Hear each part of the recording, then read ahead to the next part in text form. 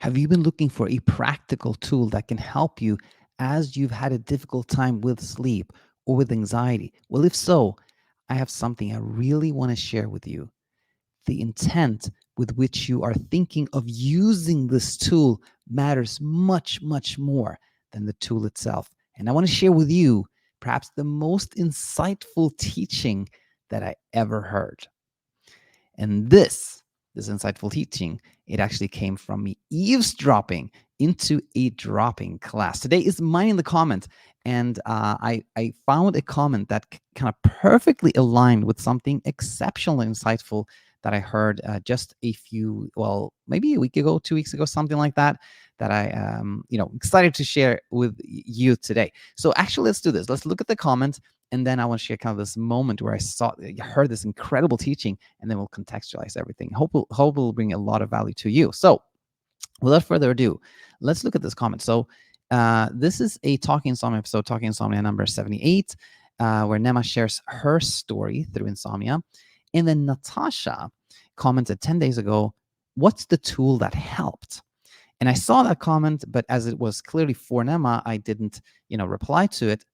But I just did like 2 minutes ago. I replied that this would be in the comment section, because when I saw what's the tool that helped, it immediately made me think of this incredible teaching that I'd heard just like a week ago. So the backstory for that is, in our Insomnia Immunity program, we do these like drop-in classes where we come together and share and talk and teach, and those talks are always moderated by a coach.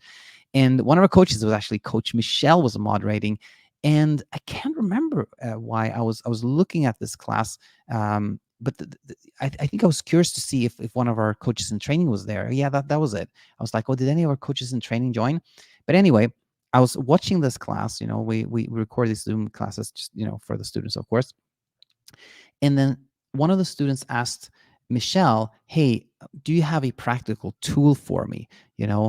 And then Michelle said something I'll never forget. And she said, there was a kind of a preamble, and she said this in a very nice and gentle way. But what I remembered, like kind of my paraphrasing of this is this: when we think we are in a battle, every tool looks like a weapon. When we think we're in a battle, every tool looks like a weapon. And that just struck me as incredibly insightful, because it is true. All these inner struggles like insomnia, they come from a place of misunderstanding. We think that, being awake at night is a threat, a danger, an enemy, a foe that we need to battle. Like the misunderstanding is that wakefulness is a threat, right?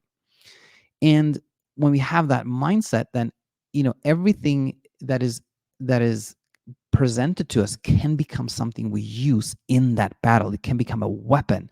Even the most insightful and helpful teaching, like, acceptance, befriending, floating, like Claire Weeks talks about, like just floating over anxiety, non-engagement, they can become what I call quote unquote weaponized. And what do I mean by weaponized?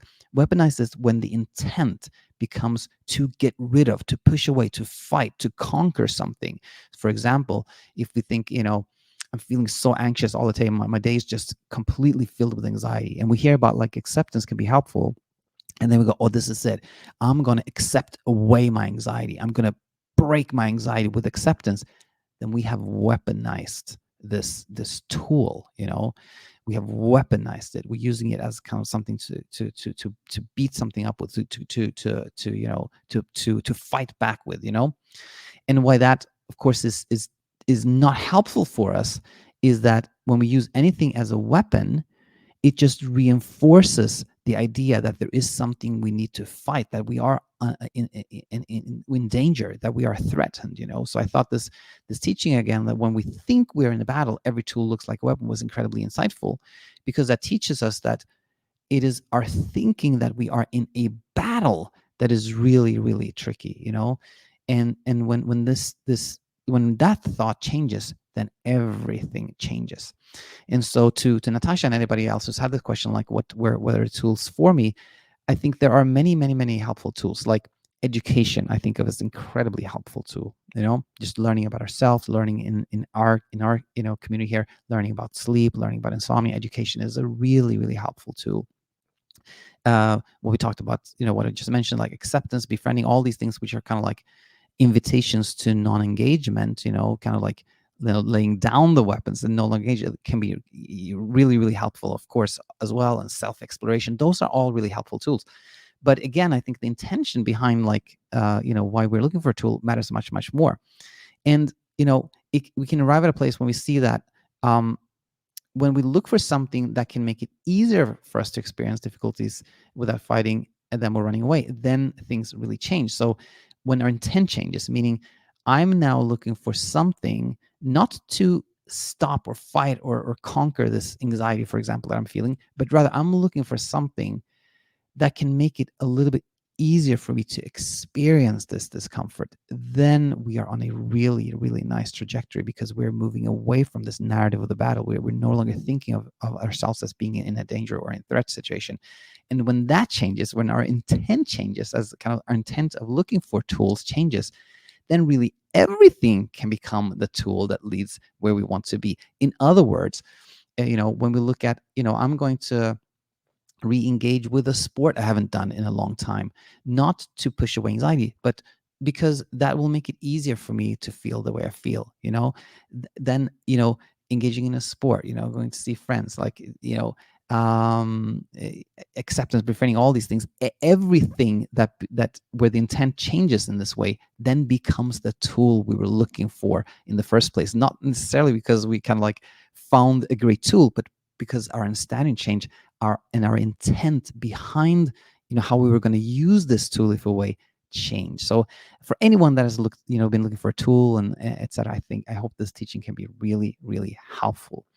And with that said, I hope you will have a wonderful weekend ahead, and I hope it will become a really peaceful one.